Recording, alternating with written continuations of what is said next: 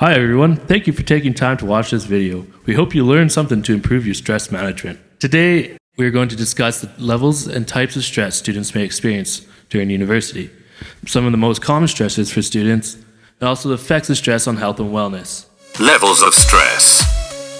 Through a survey we conducted, we found that a majority of university students experience moderate to high levels of stress.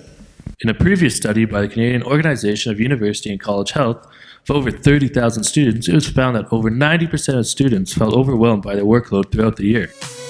Types of stress. There are two types of stress: eustress, which is positive, and distress, which is negative. The type of stress one experiences is largely determined by how a stressor is interpreted. Here's an example. For one person, driving in a race car at 200 kilometers an hour is exhilarating, while for another person, it could be terrifying. Stress response. The stress response is not necessarily a bad thing. In the past, people relied on the fight or flight response caused by stress in order to survive in life-threatening events. Today, however, the physical response to stressors is often unnecessary or inappropriate. For example, experience a fight or flight response during an exam. A part of the brain called the amygdala receives signals from the sensory system and determines whether the person is experiencing a potential stressor. When a threat is perceived, the stress response initiates a physiological response in the body, beginning with the signal in the hypothalamus, which then communicates the response to the rest of the body through the pituitary glands and the adrenal glands on the kidneys.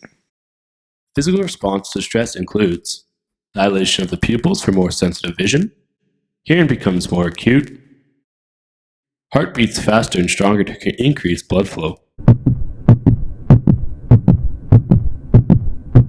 bronchi dilate to allow more air in the lungs, perspiration increases, digestive system halts to direct energy to more important systems, skeletal muscles contract to be ready for action.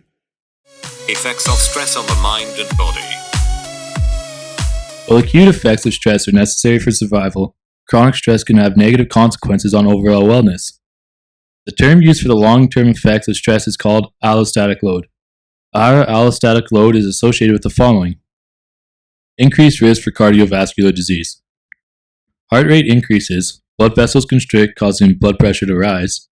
Chronic high blood pressure is a major cause of atherosclerosis, which is narrowing and hardening of the arteries, which can block arteries, causing heart attacks and strokes. The stress response can also cause stress cardiomyopathy, aka broken heart syndrome, a condition that mimics a heart attack but doesn't actually damage the heart. People who tend to react to situations with anger and hostility are more likely to have heart attacks. Chronic stress can lead to a lot of psychological problems.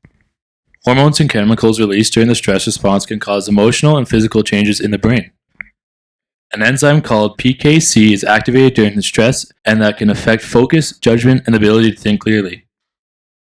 Some emotional responses to stress can include anxiety, depression, fear, fatigue, hypervigilance, impulsiveness, inability to concentrate, irritability, and trouble remembering things. Stress has been found to contribute to the following psychological problems: depression, panic attacks, anxiety, eating disorders, and post-traumatic stress disorder. Stress-related changes in the immune system increase the body's vulnerability to colds and other infections, asthma, allergic reactions, susceptibility to cancer, and flare-ups of chronic diseases such as herpes and HIV. Other health issues caused by stress include digestive problems such as diarrhea, irritable bowel syndrome, and ulcers, tension, headaches, and migraines, increase in job-related injuries, menstrual irregularities, impotence, pregnancy complications, insomnia, and fatigue. 1/3 of Canadian adults have trouble falling asleep or staying asleep, known as insomnia. About 75% of those report stressful life event at the onset of their sleeping problem. Most common stressors.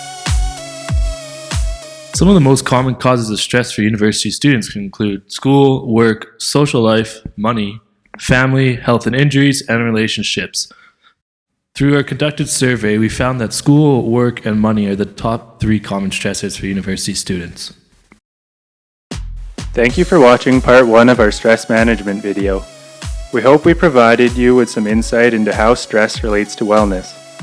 Please tune in to our next video where we will be discussing some of the most common coping mechanisms used by university students, and where we will be providing you with some valuable tools to help you manage your stress effectively using proven interventions.